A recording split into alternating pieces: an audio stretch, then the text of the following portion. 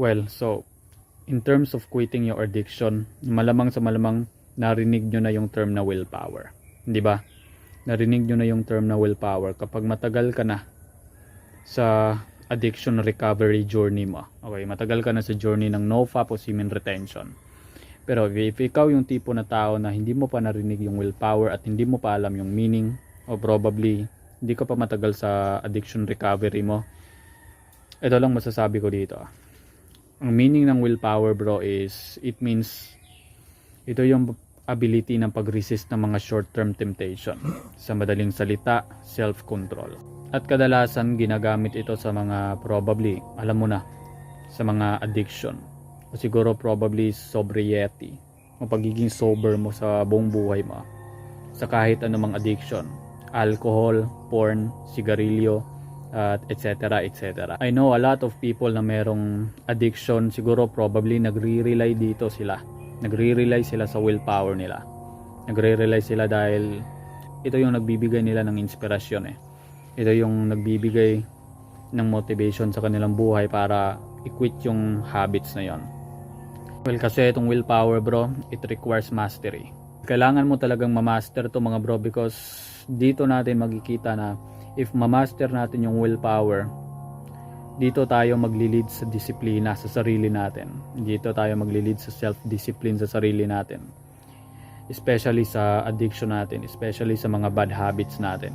Once na maraming nagre-rely dito sa willpower na to is marami ding nabigo. Dahil malamang sa malamang namimiss nila yung bagay na nagbibigay ng saya sa kanila. Nagbibigay saya, nagbibigay ng pleasure sa kanila na probably giging better sila kapag nandyan sila. Kasi kung nagre-relapse sila, malamang sa malamang ang nakikita ko dito about sa willpower, ang masasabi ko dito sa willpower, bro, ang katotohanan dito sa willpower is temporary lang yan sa'yo.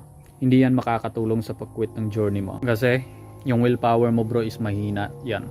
Mahina yung willpower mo. Siguro probably aaminin ko din sa inyo na mahina yung willpower ko. Ano ba yung rason na bakit mahina yung willpower natin? Na bakit mahina yung willpower mo? Okay, ang unang rason dito is lifestyle natin. Yung lifestyle natin, bro, yung environment natin. Yung environment natin is punong-puno ng pleasure, punong-puno ng comfort, punong-puno ng distraction. At malamang sa malamang mas pinipili mo pa yung distraction kaysa discipline eh. That's a reason number 1. Ang pangalawa dito, temporary lang yung willpower na yan. It means sasabihin ko sa iyo na temporary lang yan dahil siguro sa una-una lang yan. Para lang yung trial card sa Mobile Legends. Para yung trial card sa Mobile Legends sa isang laro, yung willpower mo. And that's the reason why na bakit mahina yung willpower natin. Mahina yung willpower mo. At hindi ka dapat mag-rely doon. So hindi ka dapat mag-rely sa willpower if you are quitting your addiction, mga bro, dahil probably matatalo ka pa rin. Babalik ka pa rin, magre-relapse ka pa rin. Yan yung lessons na nabibigay ko sa sarili ko, yung na-apply ko yun sa sarili ko, na di ka dapat kailangan mag-rely sa willpower dahil willpower is temporary talaga. Temporary lang yan. Panandalian lang yung willpower na yan. Hindi yan nagbibigay sa'yo ng freedom. Yung solution na willpower o kontrolin mo yung willpower o mag-rely ka sa willpower, hindi yan nagbibigay sa'yo ng freedom. Hindi sa'yo nagbibigay yan ng kalayaan. Probably, babalik ka pa rin sa relapse cycle mo kapag if you are relying on willpower. Meron akong dalawang rason dito na bakit di ka dapat mag-rely sa willpower, bro. Okay, ang unang rason dito is motivation yan. Okay, ang willpower is motivation. Namomotivate ka lang sa pag-quit ng addiction mo. Probably nagiging motivated ka lang. At in speaking of motivation, temporary lang yan, yung motivation na yan. Well, at once na nagre-rely ka sa willpower, para ka na din nagre-rely sa motivation. Okay, uulitin ko. At once na nagre-rely ka parati sa willpower, nagre-rely ka pa rin sa motivation. Well, sasabihin natin, motivated ka ngayong araw pero bukas nawala na yung motivation mo. Probably nawalan ka ng gana sa lahat. Nawalan ka ng gana sa pag-quit ng addiction mo. At ano yung magli-lead yan? Ano yan maglilid? Ano yan magkukos na maglilid yan? Maglilid yan na bumalik ka na naman sa dating bad habit mo. Magre-relapse ka talaga. It leads you to relapse. kapag nagre-rely ka sa motivation at willpower. Probably na-experience ko na yon. Ilang beses ko na yon na-experience mga bro. Probably ilang beses ko na to sinasabi sa mga relapses ko sa video na to, na kailangan disiplina talaga. Kailangan gumawa ka ng action. Kailangan mag-create ka ng action. Dapat ipapairal mo yung action mo, yung decision mo kaysa sa motivation mo. Well, pangalawang rason dito is tinuturuan ka dito ng willpower mo na magiging confident ka masyado o nagiging kumpiyansado ka masyado. Probably overconfident, bro. Once na overconfident ka, bro, ano mangyayari sa'yo kapag overconfident? Meron kang ugali na overconfident. Malamang sa malamang nagiging mayabang ka. Nagiging mayabang ka sa sarili mo na probably hindi na tama yung urges sa'yo. Hindi natatama o hindi na babalik yung urges sa'yo. At hindi mo na kailangan yung mga taong nag-a-advise sa'yo o tumutulong sa'yo sa no-fap journey mo. At once yung ugali mo, malamang sa malamang babalikan ka talaga ng karma. Once na nagiging mayabang ka, karma yung babalik sa'yo mga bro. At yung karma na yon, relapse. At yung karma na yon, nawalan ka ng gana. Yung karma na yon, nawala na yung willpower mo. Yung spirit ng willpower mo, bro, unting-unting nawawala. Nagiging fade. And that's the reason why. Yan yung rason na di ka dapat mag-rely sa willpower. Kasi nagli-leads ito sa'yo na nagiging mayabang ka, nagiging overconfident ka, nagiging kampante ka masyado sa addiction journey mo, bro. Na hindi natatama yung temptation sa'yo. Hindi natatama yung malakas na urges sa'yo. So, ang willpower, bro, hindi yan tunay na makakatulong sa'yo.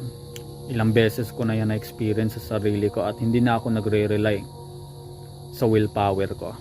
Kasi, meaning pa lang doon ng willpower. Able to resist. Siguro probably, another term, self-control. Resist and control, bro. Tatanong ako sa'yo, anong mangyayari sa'yo kapag nire-resist mo yung urges mo?